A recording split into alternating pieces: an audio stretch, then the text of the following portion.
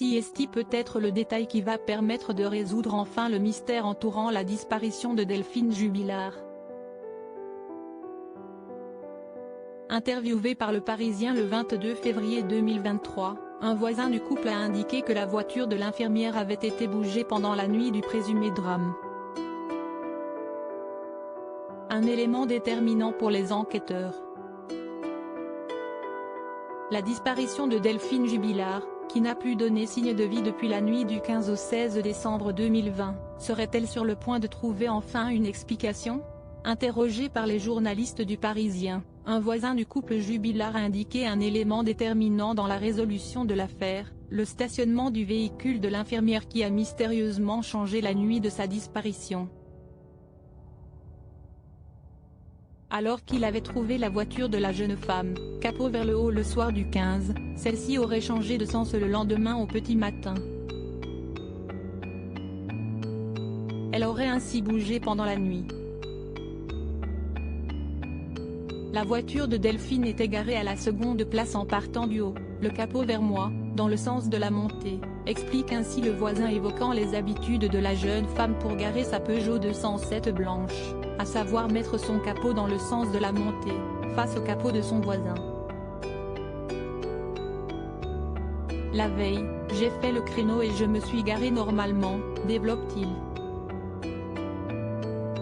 Pourtant le 16 décembre 2020, la voiture de Delphine Jubilard n'était plus dans le même sens puisque le véhicule du voisin était désormais face au coffre de la voiture. De plus, la voiture de l'infirmière de 33 ans était garée très proche de son propre véhicule.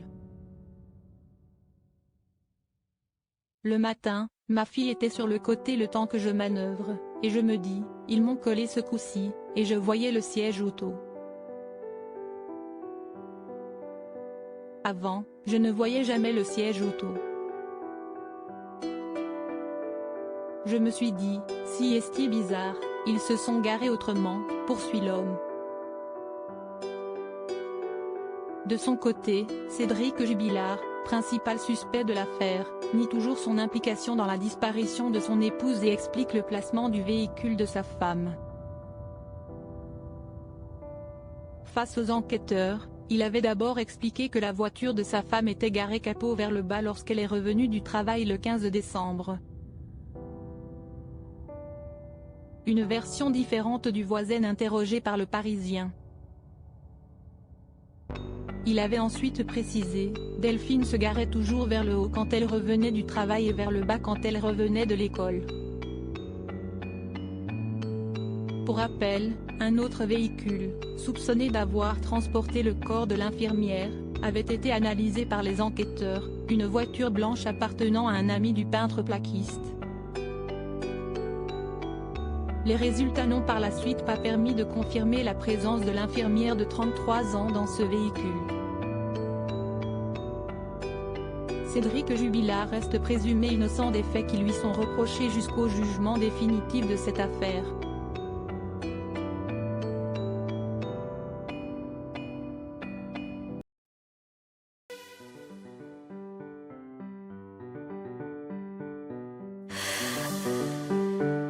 The man I love just had